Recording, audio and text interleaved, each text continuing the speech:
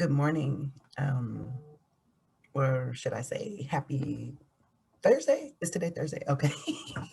So happy Thursday. It has been a while since I've just done a video and talked, and there is a reason for all of that. But I feel like it's important to come on and provide some insights now about what I feel like is really going on and some of the dynamics that are at play for us in our reality right now.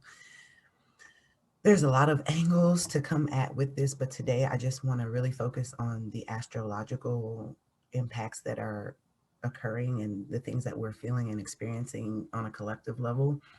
And there's also a dynamic about this that is connected to healing that I feel like is important to address right now. 100% transparency. I have been going through my own healing crisis for the last couple of months, and it has been intense.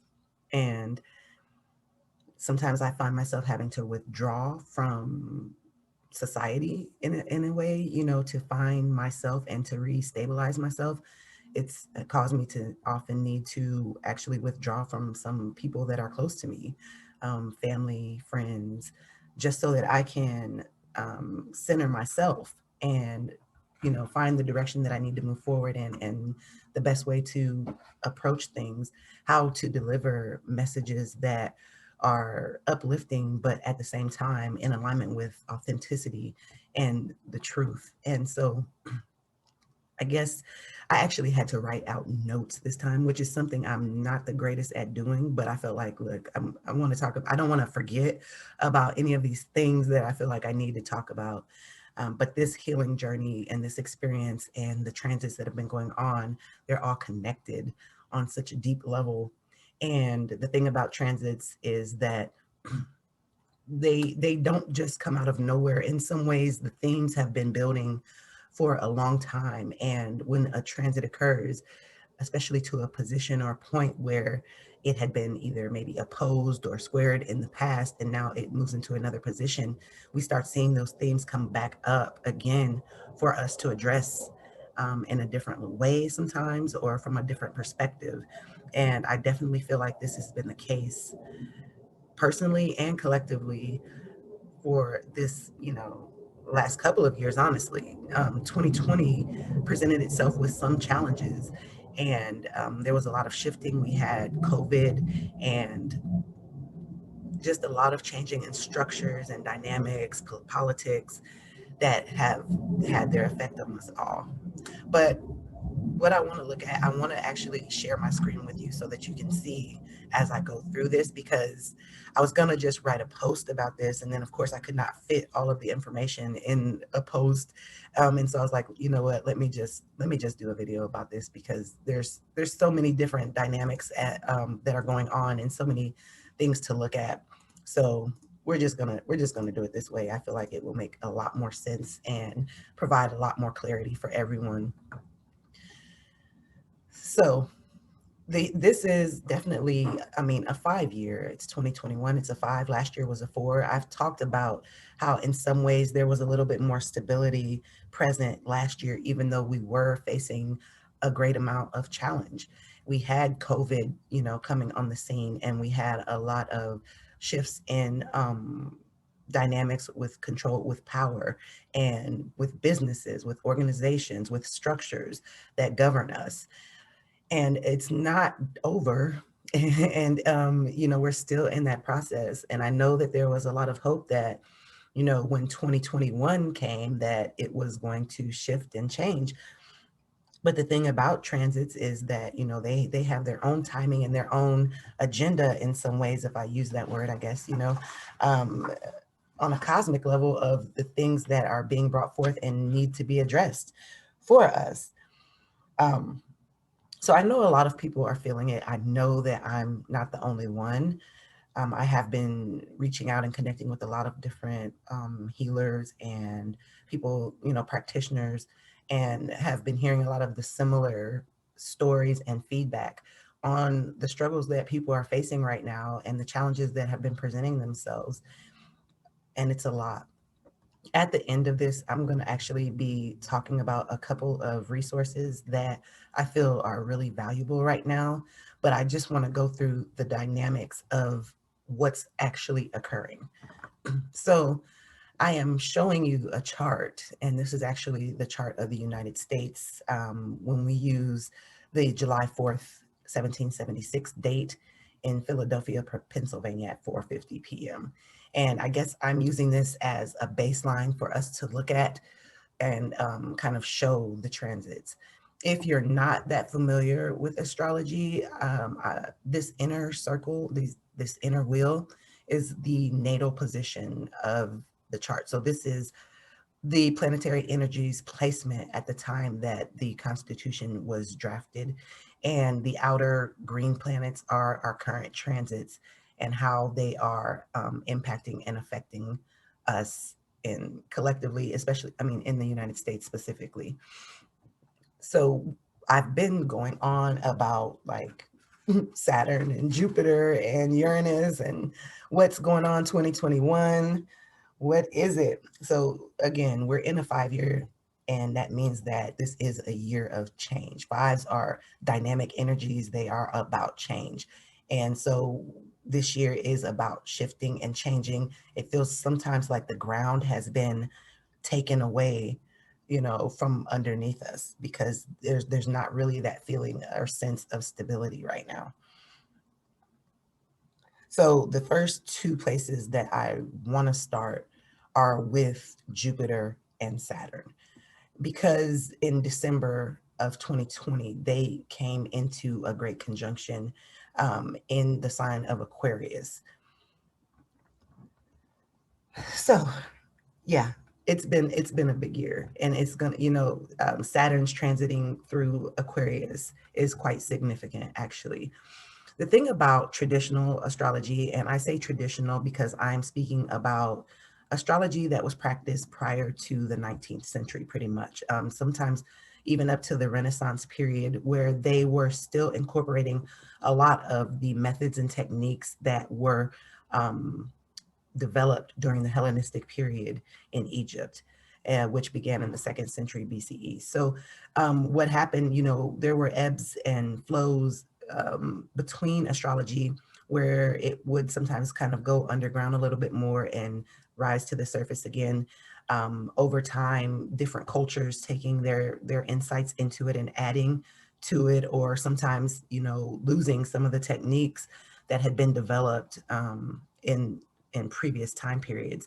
But when I talk about traditional astrology versus modern astrology, modern astrology actually was something that came about in the early 20th century, in the early 1900s.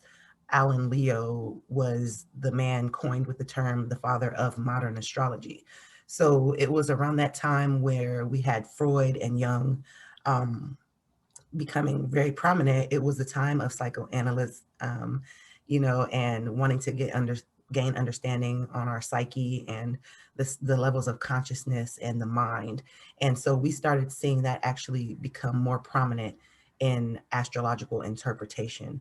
Prior to that, it was not a specific thing that was really looked at. I think that there are pluses, from those dynamics being added in, but those pluses should not come at the expense of us losing the techniques that were so powerful and able to help us interpret the charts very accurately. So that's my viewpoint, of course, but I do think that we did gain some things also from modern astrology, with the ability to really tie in the psyche and some of the psychological impacts that it can have on us. I just don't want us to miss the core principles. And so when I speak about traditional astrology, anyway, back to that. When I speak about traditional astrology, I am talking about a lot of those ancient techniques and timing methods that were utilized at that time. With that being said, when we look at the planets, the sun and the moon being the two luminaries, the other five planets, which are Mercury, Venus, Mars, Saturn, Jupiter, and yeah, that's it. That's the five. Those planets, the two luminaries, all were rulers of one sign apiece. So the sun is the ruler of Leo, the moon is the ruler of Cancer. But for the other 5 signs, they each had 2 signs that they ruled. So when we look at Mercury, Mercury is the ruler of Gemini as well as Virgo. When we look at Venus, Venus rules Taurus as well as Libra. Mars is the ruler of Scorpio as well as Aries. Jupiter is the ruler of Pisces as well as Sagittarius. And then Saturn is the ruler of Capricorn as well as Aquarius. So when a planet is in a sign of its rulership, this planet has more strength to bring about manifest like things into our reality, to help manifest things on the physical plane. But with each set of rulerships that these 5 planets have, there are going to be signs where they're actually even a little bit more strong in. So this is connected to the gender of the planet. And now Mercury is considered an androgynous planet, so it can go either day or night depending on where it's positioned in your chart. Will be the determining factor. Is it degrees ahead or behind the sun? Will determine whether you have a day or night Mercury. But for the other planets, it's going to be based on their gender. So we know that Venus is a feminine planet. She is going to be stronger in her sign that she rules, that is feminine by nature. So she's actually stronger in the sign of Taurus. Mars, a masculine planet, is going to be stronger in Aries. Jupiter, a masculine planet, is going to be stronger in Sagittarius. And Saturn, a masculine planet, is going to be stronger in Aquarius. So this was where I was leading to, that Saturn is actually stronger in Aquarius. So much of our association with Saturn is connected to Capricorn. Capricorn, yes, Saturn is strong there, but it is a feminine sign. And so he's not in his full power. When he moves into Aquarius, he becomes extremely strong. And so Saturn, we in modern astrology, we connect Uranus with Aquarius, but when I'm looking at things from a traditional perspective, I don't give the outer planets rulership. I know that these are signs that they're going to be strong in and be able to operate well in, but it's not necessarily a rulership. Saturn is traditionally the ruler of Aquarius, and we're looking at that dynamic as well as the nature of a planet. And so when I talk about conditions of planets and I say, oh, well, you have a good Saturn, or your Saturn's not in the greatest condition, it's based on the nature of the planet, because even a good Saturn is still going to be behaving or affecting things in a Saturnian way. And so Saturn's energy is about restricting and, limiting things. So even in his best light, he still has that energy that he carries with him. So he's extremely strong in Aquarius. And we have Jupiter in Aquarius with Saturn, where he's not so strong. Jupiter not able to function and bring about his benefic manifestations as much. And even according to the traditional astrologers, when we're doing natal chart interpretation, Jupiter alone usually cannot overpower a Saturnian impact. And so I'm saying all this to kind of give you an idea of the dynamics that are at play and how we're seeing it manifest in our reality. Because Saturn is in a very strong position in Aquarius, and Uranus is actually squaring them by sign in Taurus right now. And not only is he squaring them by sign in Taurus, he's the square between Saturn and Uranus is actually exact. So it is quite strong. So that is one dynamic that I feel like is important to talk about. Now, there is some relief that will be coming to us because on May the 14th this year, Jupiter will be shifting into Pisces, a sign of his rulership. Even though it's not his rejoicing rulership, it is definitely a place where he's more comfortable in comparison to Aquarius. So I think that around the 15th of May, we will start to feel a little bit of alleviation of some of the heaviness, at least for a period of time. So think of it as like the eye in the storm in some ways, because Jupiter will be moving into a place where he is going to be able to bring about more positive significations and manifestations into reality. So we have the benefic planets right now actually struggling a little bit to help in the way that they really would love to help us. We have Jupiter in Aquarius, and then we have Venus right now in Aries. So she's in a sign of her detriment, as well as being invisible because she is combusted by the sun right now. So that means that she's not able to be seen. A lot of her Venusian energy is being obliterated by the light of the sun. So again, May 15th to July 29th, Jupiter will be moving into Pisces. And July 29th, he will actually go retrograde and end up moving eventually back into Aquarius until he moves out of Aquarius completely at the end of the year in December on the 30th, and will shift into Pisces for the next year.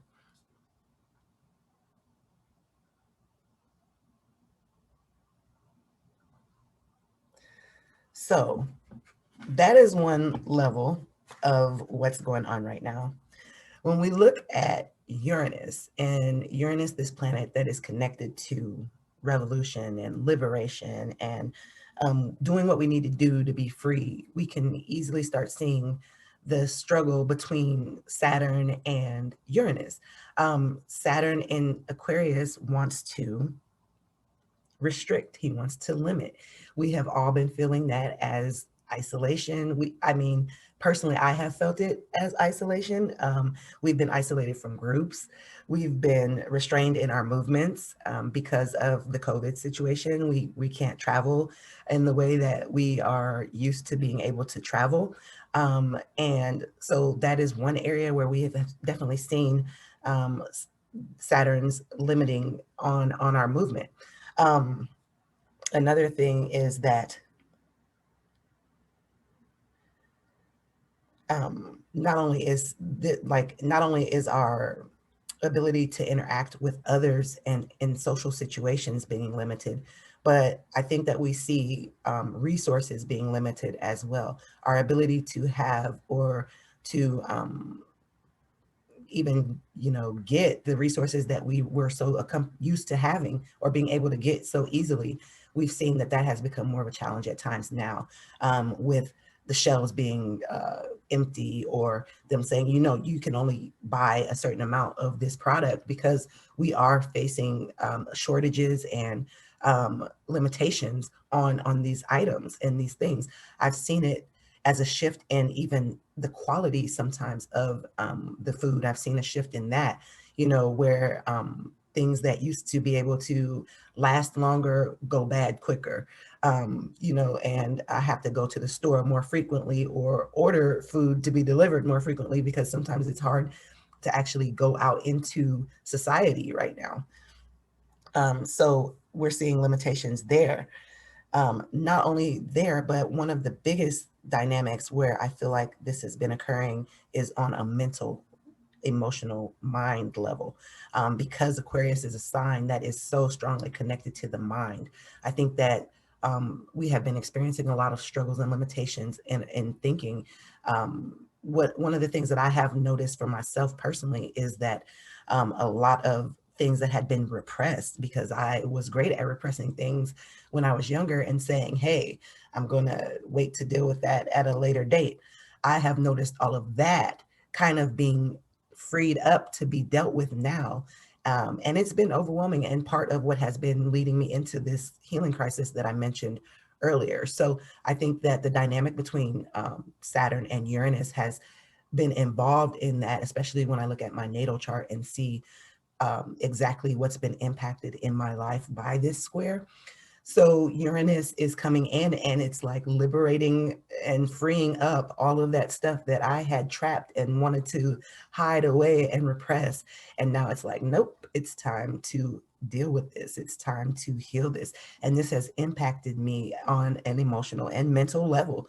But I think that I say myself, usually what I see is that if I'm experiencing something, then there's other people that are experiencing it as well. And so I feel like as a collective, we are all experiencing some type of mental or emotional shifting that has been occurring, and it's been leading a lot of people into healing crisis and questioning a lot of things in their lives, in their past, having to kind of reckon with things that we weren't expecting to have to reckon with. Maybe not now, maybe not ever, but it's been coming up regardless of whether we were ready to do so or not. Another planet that I feel like is important to bring into this mix is Mars, because Mars has definitely been busy these last couple of months, and Mars will continue to be a little busy, um, stirring things up. It feels like a stir up. And when I was talking about the mind and the mental status of everyone, I feel like there is a lot of separation that's happening here as well, severing of old connections and having to let go of ways of thinking and thought processes, and also like sort of like things being released into our awareness that we have to deal with, that we weren't ready to deal with as Mars has been transiting through Gemini. I made a video about this earlier this year, just specifically talking about Mars and what his movement from when he was in Aries to when he moved into Taurus, Gemini, and then when he moves into Cancer, because these are all quite major things. When he was in the sign of Aries, he was in a sign of his rulership.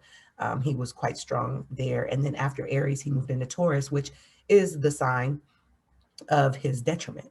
And so, him being in detriment, he's not able to bring about things in the same kind of way as he is when he's in Aries. So he moved into Gemini, and Gemini is an air sign, another sign connected to our mind, our nerves, our anxiety has been a factor, okay? That he's triggering a lot of that in people that we're feeling it. And especially with him now being in a place where he's actually trining, which means it's a harmonious aspect between Saturn and Mars, but we have two malefic planets that are making a harmonious aspect together. So Mars's nature is to kind of sever and to cut things, and Saturn is limiting and restricting. So we have a lot of potential to be either like where we're restricted in our minds or where things are getting cut and severed. And there's a lot of trauma and pain that comes behind having to start letting go of a lot of things that we have been carrying. So, on a personal level, I think that that is important to note. Also important to recognize is that Mars is actually going to be moving into Cancer in the next month, I believe. So, actually on April the 24th, so this month, Mars will shift into Cancer, and he is in his fall in the sign of Cancer. And so when he moves into Cancer, I speak about him in Gemini in a harmonious aspect with Saturn. But when he shifts into Cancer, they will actually be moving into what is known traditionally as an aversion, or what modern astrology would call a quincunx. And a quincunx aspect or an aversion basically means that these two energies don't see each other now. They are not communicating with each other. So we kind of have a severing, a separation, and it's like one side can't see the other. And so we're acting because Mars is got, it wants to act, it wants to do, you know, and it's not seeing the limits or the boundaries, it's just doing. And so we're not able to like find a balance between those two energies. So I do think that that's going to be an interesting time period as Mars shifts through, and hopefully towards the middle of the year, as things start moving out of Cancer into Leo, we will start seeing a little bit of lightening from this first half of the year, especially while Jupiter starts transiting into Pisces and Venus becomes visible again. I think that those factors are going to help us as we move forward in the next couple of months. But for right now, we do have Mars in Gemini, which definitely can bring in the mind, our thought processes, the potential for anxiety. the potential for a lot of things that may have been repressed to come up, the potential for us to say things without thinking because it wants to act quickly and maybe not think about things that we say or do before we do them. And so just a lot of different dynamics going on that are important. Now, I've kind of just been talking through what's going on a big level. And of course, I could talk for hours and hours and hours about this stuff. But to keep it relatively within a reasonable time limit, I will not do that to you. Okay. I do want to look at the United States chart, though, just to give you some insights of what's going on more so on a collective level and where these planets are impacting us.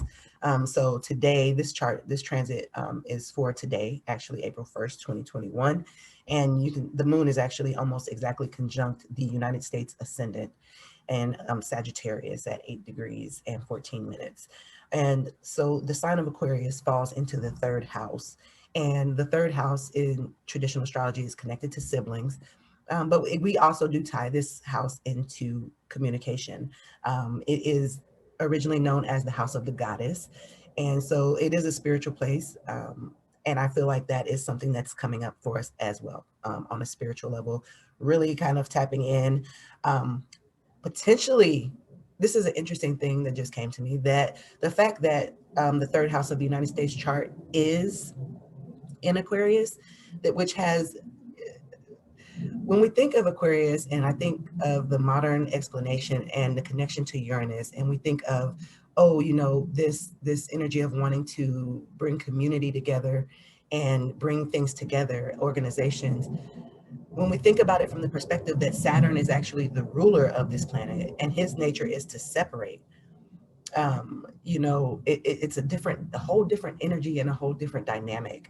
And it's something to really think about and consider. I've been pondering it for the last couple of weeks. Like, how does that really track? How does that play out? Because Saturn, as the ruler of Aquarius, has the nature of to want to separate. And I mean, I have been seeing that the separation definitely occurring in the reality, at least on this third dimension reality that we physically are incarnated in right now. But the fact that for the United States that this third house is in Aquarius is interesting as well, because in some ways between the third and the ninth house, they were connected to God, goddess energy. And that means to me connection to source and to spirit. And with Aquarius here, there is this sense sometimes or feeling of separation from the two, even though the United States was founded on "In God We Trust." The actions and the behavior sometimes never, to me, on my perspective, didn't really equate with what I see the source energy being about. And so we see Saturn now transiting through this section of the United States chart, and we see this separation. And I think that there's a lot of soul searching going on.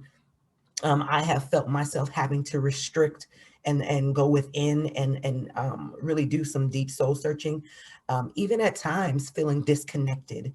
And I think that that is a theme that a lot of people have been feeling, like feeling disconnected from source, potentially feeling disconnected from our society, from people, from our families, from our friends, disconnected in the way that I communicate and the way that I approach things, feeling the restrictions and limits on it has all been real for me. It has. It's been part of my reality these last couple of months. And I'm like, I get on the phone with my family, with my mother, and I'm like, what is going on? And she's like, Clorinda, tell me what is happening right now, because this is nuts the way I'm feeling, what I'm seeing happen. And I'm like, yeah, this is the reality of how this transit has been playing out.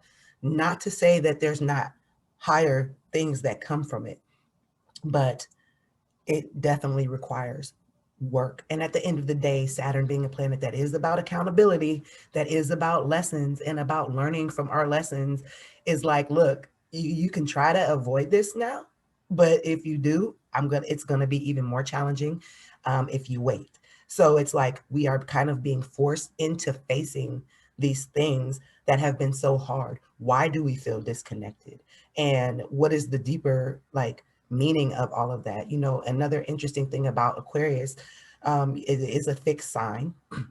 And that means that all fixed signs are being impacted by this. So it squares the United States 12th house in this chart, but no matter what house it is in, it does square Scorpio, it squares Taurus, and it opposes Leo. So for people that have a lot of planets in those signs, they are definitely going to be feeling the impacts um, of this. You know, it's really quite big. A lot of my clients that have had placements like their Saturn in Leo, you know, they have been experiencing big changes as well. Or people that have Saturn in Aquarius, because not just, you know, they're going through potentially a second Saturn return, which is often more challenging than the first one.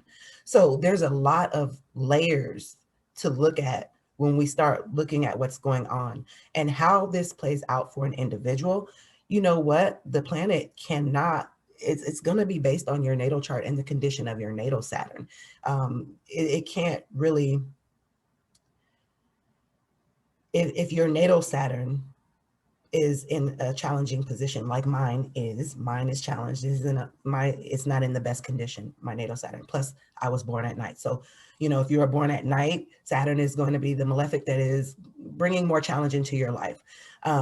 If your Saturn is challenged in other ways by dignity, then that starts posing more challenges as these hard transits start to take place as well. So there's a lot of layers to look at when we look at what's happening right now, what's going on, how am I being impacted individually. But as I shift back into looking at this chart on a collective level, at least for the US, I just feel like that was a really interesting position that these two planets are in, Jupiter and Saturn, being in the third house, which is connected to divinity. Now, in the natal United States chart, the moon is actually in the third house, which is in its rejoicing. When I look at this chart, in some ways, I feel like they definitely were familiar with astrology when they decided to like this was an inception chart. This was planned, the timing of it, because of some of the placements of some of these these planets, like Jupiter in exaltation in Cancer, and Saturn in exaltation in Libra, the moon in the third house in her rejoicing, Saturn in the 11th. So there's some interesting placements, but anyway, I can go down these rabbit holes all day. Like I said, I could talk your ear off about astrology. I just love talking about it. So anyway, back to the third house. The third house is definitely being transited. There is, though, with the moon here, a lot of potential for us to collectively, emotionally be feeling a lot of struggle here. And also, where have we been restricted, and what are we working on healing right now emotionally? So now when we look at Uranus and Uranus's position in Taurus, juxtapositioned on the United States natal chart. Of course, if you know, it'll be different for each unique person's chart, but this falls into the sixth house, which is about health, which is about our daily routines, um, work environments. Hello. So accurate. And we are seeing ourselves being shaken up here in all three of those categories. The health of the nation, um, our daily routines have been definitely impacted and changed. They have been shifted to more Uranian types of way of working. A lot of us working online, a lot of us having to rely on technology now to do our work. And also our work, not only our working environment, but our daily routines have been drastically changed as well. So a lot of things going on with that. But another thing that's interesting about the sign of Taurus, it is an earth sign. It's connected to resources. And so we see a lot of shifting with this square and this tension between Uranus and Saturn and Aquarius and Taurus, restricting our resources. And that even impacting the health of the nation, especially financially, because Venus is the ruler of Taurus, and she's strongly connected to our finances. So we're seeing impacts financially. We're seeing impacts with our food. We're seeing impacts with our technology, with our daily routines. And we're seeing places where it's all been limited and restricted, and where we are being forced to change the way that we do things, and the way that we operate, and the way that we live, and the way that we work. Mars.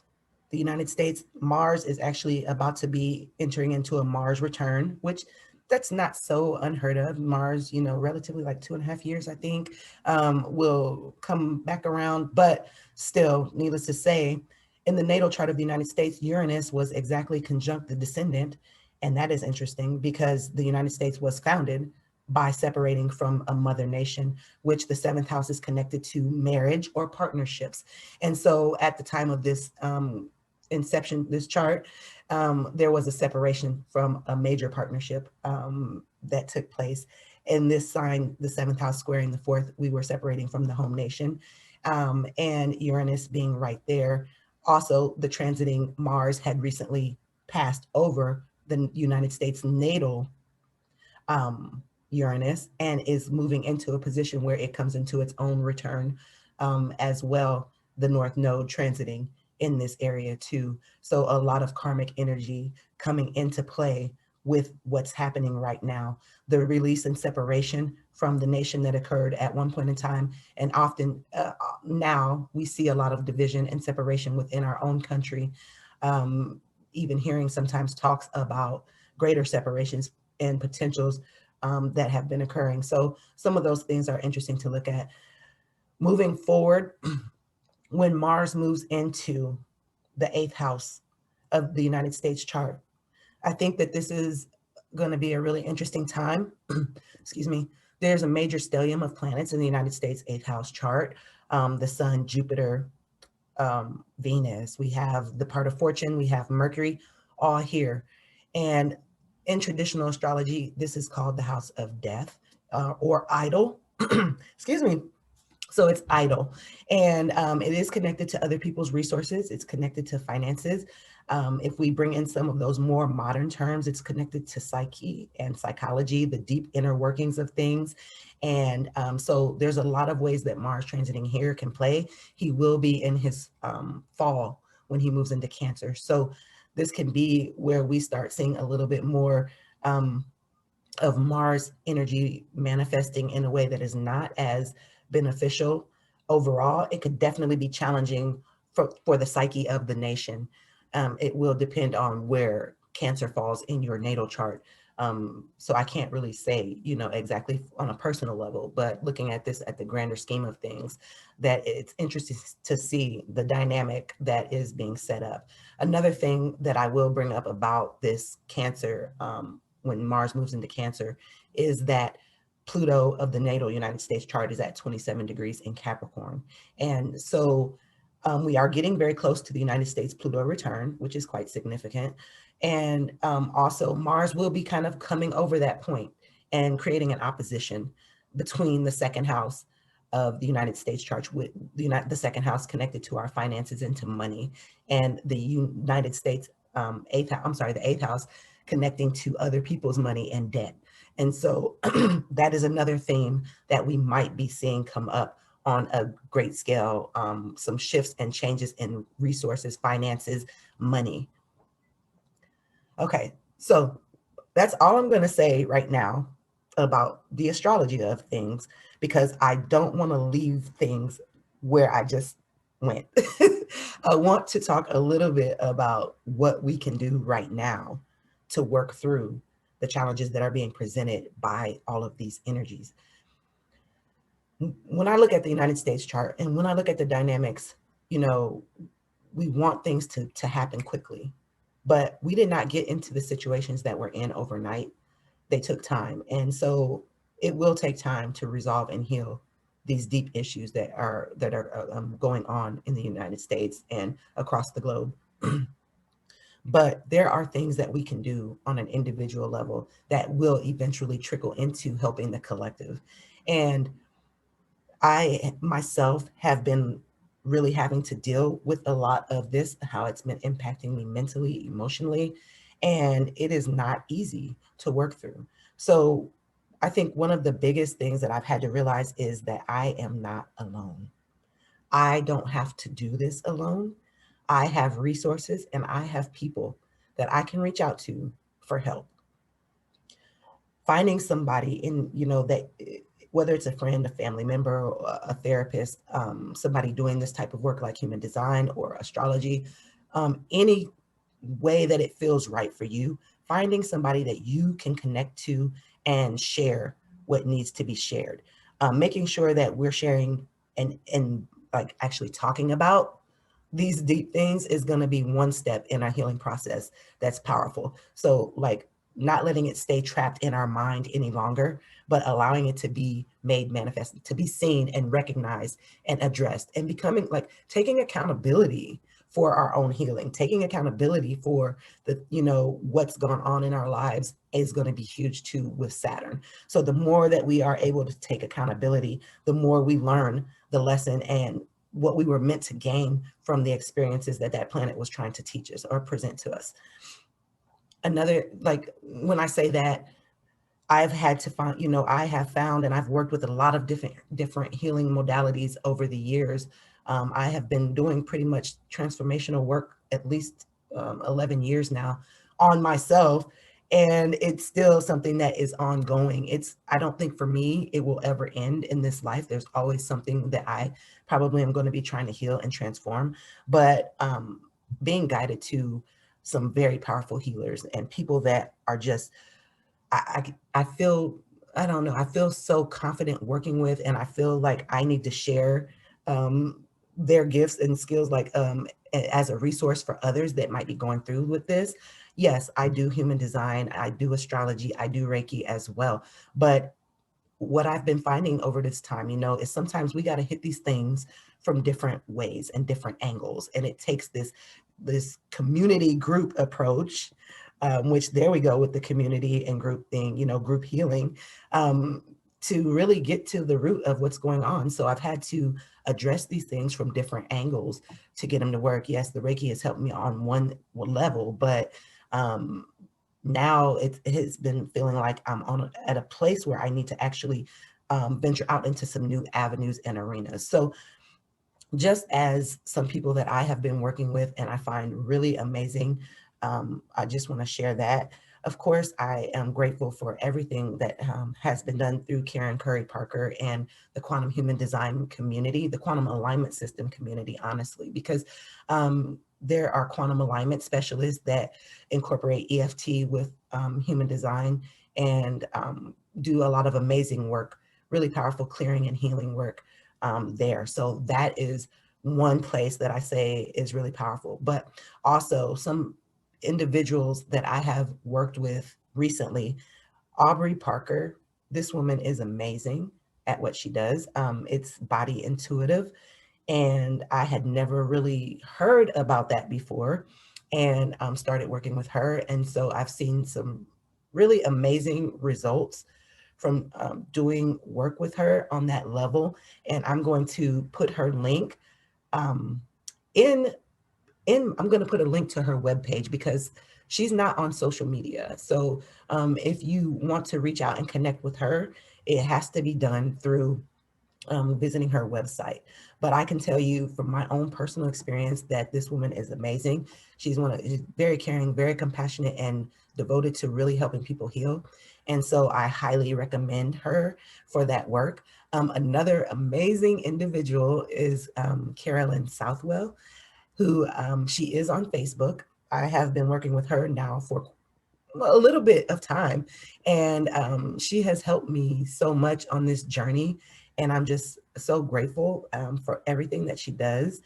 And she's on Facebook, but also I'll put a link to her I think it's her website. I think she's her website, so that you can schedule like with her. She does EFT, and I can't say enough. Just an amazing individual to work with.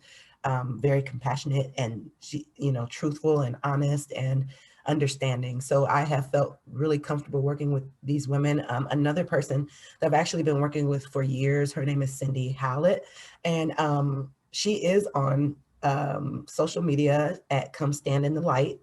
And I can't, she's been there for years to help me as well as my family with a lot of issues that have come up that we've had to deal with on a spiritual level. And so she really does a lot of energy work and clearing work if you are needing things to help get cleared out. So those are three people that I've personally worked a lot quite a bit with that I can recommend for helping to get through these times that we're in and doing the healing work. Some other amazing individuals that I do want to mention, Jamila Jamie at I Am Jamila Jamie, with her essences and her sprays, and she does a lot of stuff. So she's just really amazing at that, and those essences are really grounding and help. She's got different ones for different things that you might be experiencing that can help you stabilize and work through that stuff. So these are just some amazing women that come to my mind right now, at Jess Bubico as well, because she is just really great with helping us connect and understand our intuition more. And I'm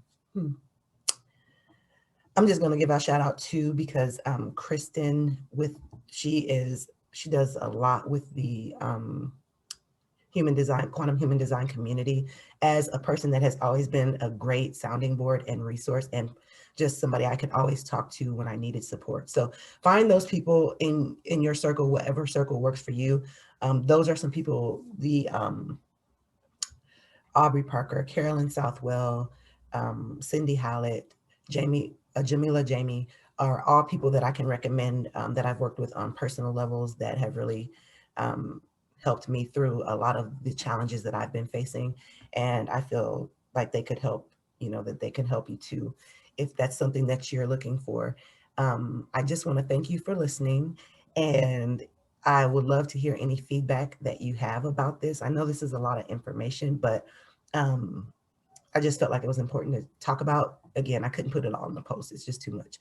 And so if you have questions, or you can always direct message me on IG or Facebook at Astro Energetic Healing. And then also, if you are interested in learning more about traditional astrology, primarily focused on Hellenistic, but I do kind of look at some things that are found in other parts of traditional astrology. Um, I am offering a course that is going to be beginning on April the 7th at 2 p.m.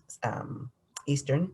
And I'm decided to go ahead and still continue to offer 20% off of that course. So if you use Astro 20, when you check out, you will get 20% off of the course cost. And there's information on that. There's a link to enroll as well, on my Astro Energetic Healing on IG. So yeah, if you're interested in learning about that, I would be more than happy to have you there. I've got a few more spaces open, so we'll be starting next week, and that's exciting. But overall, I just want to make sure that you know that you're not going through this stuff alone, and that I think all of us have been feeling this one way or the other. Um, and so just knowing that there's people out here that are designed to help, and that are here and wanting to help, and not being afraid to reach out and connect, even if it's just to talk, or sometimes talking can be so healing. So just make sure that we're staying connected and not separating ourselves from things that we might actually really need at this time, that are there for us, because it can be an energy that makes us want to contract and you know separate, which like I said, I've been feeling myself as well. So I just want to send you out lots of love, and I hope that you have an amazing weekend. And yeah, I will talk to you soon. Thank you.